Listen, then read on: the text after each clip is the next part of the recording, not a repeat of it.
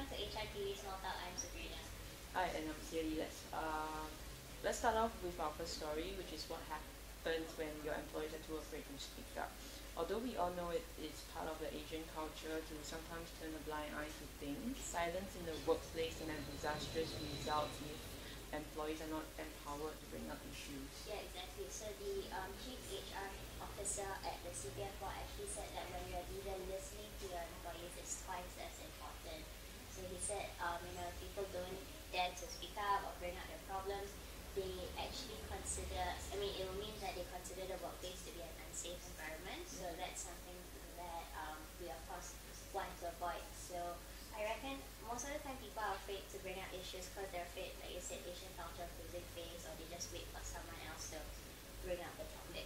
Yeah, or they could just be shy, but in any case, it's an unhealthy habit because by the time if a leader discover the issue too late, this could lead to the organization losing money and obviously affecting productivity. Our next story is an interesting one.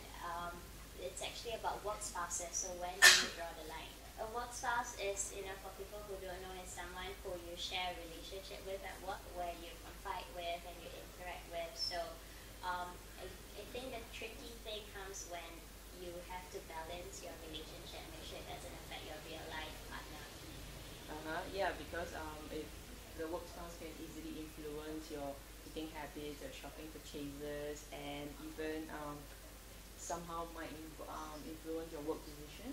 Yeah, so it's important that I think to make sure your work spouse and your real life partner know each other and trust each other and not sort of do it in secret.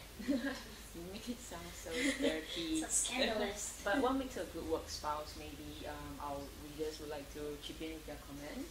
Yeah, definitely. So if you have a work spouse, or if you think your real life partner has a work spouse in secret, let us know on Facebook, or just share your comments or thoughts on Twitter as well. Yeah, but by the way, just out of curiosity, what do you think makes a good work spouse? I guess it's someone you can confide to if you have problems at work, or share the responsibility. Yeah, have lunch with. I don't know. I don't have one. Not yet. Not yet. I will.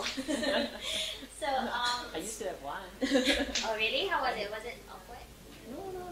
It was like a great. It was a great way. So it's like you could, as you say, it's a confident.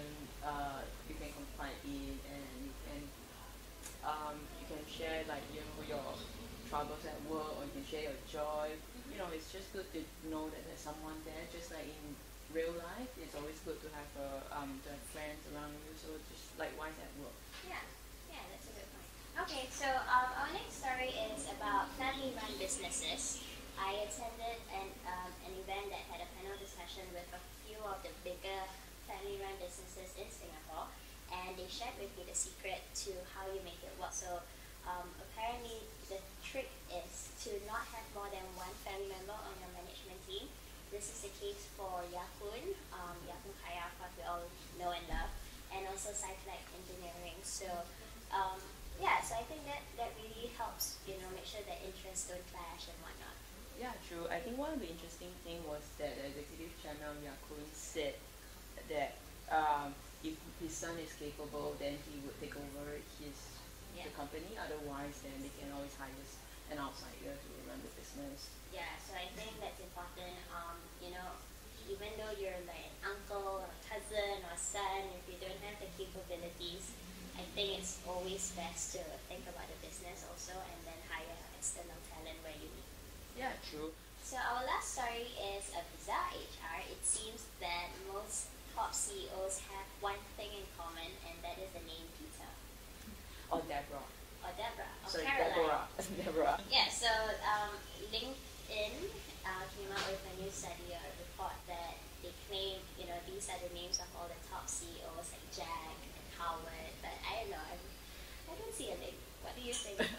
Well, I think it's like apparently according to them, male CEOs are mostly called Bob, Jack, Bruce, Fred, while women are known as Sally, Deborah, Cynthia.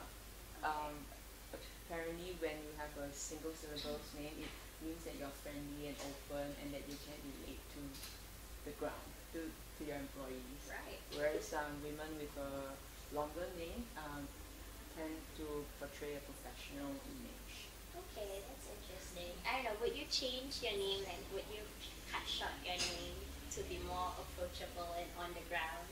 I don't know, maybe, but then it's if let's say I have a single syllabus name, I kind of think it's more forceful, it's more masculine or forceful.